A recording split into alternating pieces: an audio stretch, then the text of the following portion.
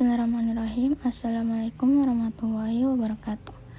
Kemunduran Daulah Abbasiyah oleh Siti Balqis S.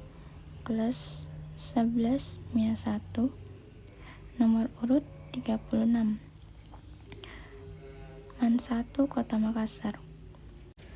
Dalam perjalanan sejarah, banyak catatan tentang kerajaan dan para penguasa.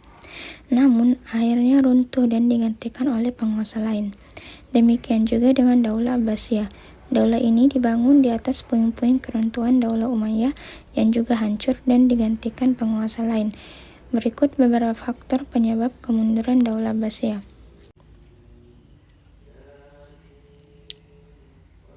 Poin pertama yakni faktor internal. Persoalan internal menjadi penyebab kemunduran Daulah Abbasiyah. Berikut penjelasannya. Yang pertama, gaya hidup mewah di kalangan penguasa. Setelah mendulang kesuksesan dalam perekonomian negara, para penghuni istana cenderung bergaya hidup mewah dan mencolok. Setiap khalifah ingin kehidupannya lebih mewah daripada khalifah sebelumnya. Keadaan tersebut membuat generasi penerus Daulah Abbasiyah menjadi lemah dan tidak dapat membendung pengaruh Turki untuk mengambil alih pemerintahan. Kemudian faktor internal selanjutnya, persaingan antar bangsa. Perebutan kekuasaan di pusat pemerintahan Abbasiyah terjadi ketika orang-orang Persia diberikan jabatan. Hal tersebut bermula dari kebijakan khalifah yang menjadikan budak-budak bangsa Persia atau Turki sebagai pengawal dan tentara. Keputusan khalifah tersebut justru menjadi bumerang untuk mereka. Keputusan tersebut menyebabkan dominasi kekuasaan bagi bangsa Turki dalam pemerintahan Abbasiyah, sehingga para khalifah berikutnya dijadikan seperti boneka oleh bangsa Turki. Kemudian selanjutnya yakni kemerosotan ekonomi. Kemerosotan ekonomi terjadi karena banyaknya biaya yang digunakan untuk anggaran tentara, penumpasan pemberontakan, dan kebiasaan para penguasa untuk berfoya-foya. Kehidupan para khalifah dan keluarga serta pejabat negara yang mewah, jenis pengeluaran yang makin beragam, pejabat yang korupsi, dan semakin sempitnya wilayah kekuasaan kekhalifahan karena banyak provinsi yang telah memisahkan diri, sehingga pemasukan negara lebih kecil daripada pengeluarannya. Kemudian, faktor internal selanjutnya yakni konflik keagamaan. Terjadi konflik antara Muawiyah dan Khalifah Ali yang berujung pada lahirnya 3 kelompok umat, yaitu pengikut Muawiyah, Syiah, dan Khawarij. Ketiga kelompok ini senantiasa berebut pengaruh. Kelompok yang senantiasa berpengaruh pada masa kekhalifahan Muawiyah maupun Abbasiyah adalah kelompok Sunni dan Syiah.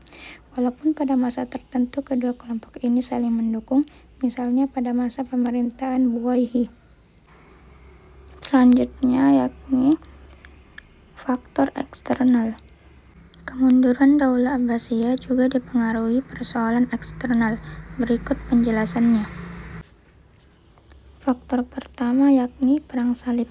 Kekalahan tentara Romawi yang berjumlah 200.000 orang dari pasukan Alp Arslan yang hanya berkekuatan 15.000 prajurit telah memicu permusuhan dan kebencian orang-orang Kristen terhadap umat Islam.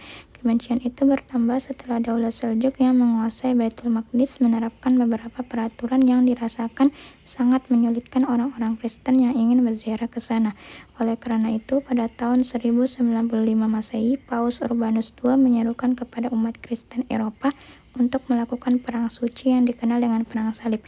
Perang ini berlangsung kurang lebih selama 200 tahun 1096 hingga 1287 Masehi.